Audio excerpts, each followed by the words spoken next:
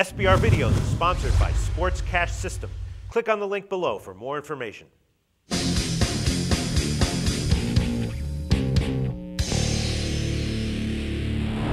Hi, welcome to SBR Forum Videos. I'm Peter Loshak. We are previewing the college bowls right now with Joe Duffy from OffshoreInsiders.com, previewing 4 bowls that no other handicapper wanted to touch because they're kind of minor bowls with kind of tight lines. Joe, thanks for being back with us.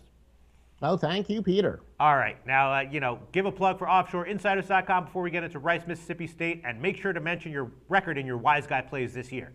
Yeah, Wise Guy plays were right around 60% for the year, college and pro football going back to the preseason. It's going to be even better in the bowls where we've done very well over 26 years going back to the score phones. Young people, I've been having my picks public long before these inner tubes were invented. All right, great. Thanks, Joe Duffy. All right, Rice, Mississippi State. Mississippi State is a 7-point favorite. The total's 50.5. This is the AutoZone Liberty Bowl in Memphis, Tennessee. And, Rice, good team this year. They beat Marshall for the Conference USA Championship, and they even came within 21 points at Texas A&M on the road. So here, they're at a neutral field against Mississippi State, getting 7. Is there a big talent discrepancy between Mississippi State and Rice? If there is, then Mississippi State might be a good bet. If not, then Rice should certainly be able to stay within a touchdown. I'm thinking maybe a play with the under might be worth a shot. It totals 50.5. Both these teams are teams that do like to run, and when Rice played other pass-happy teams that maybe didn't have the defense to stop them, their games did go over.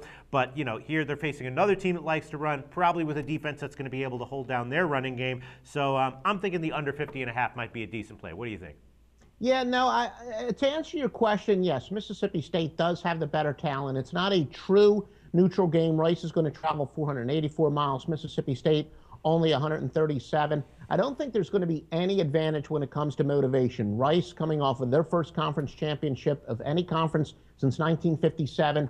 This is a major bowl for them. Mississippi State, they're not a traditional power, so this is not any type of consolation game.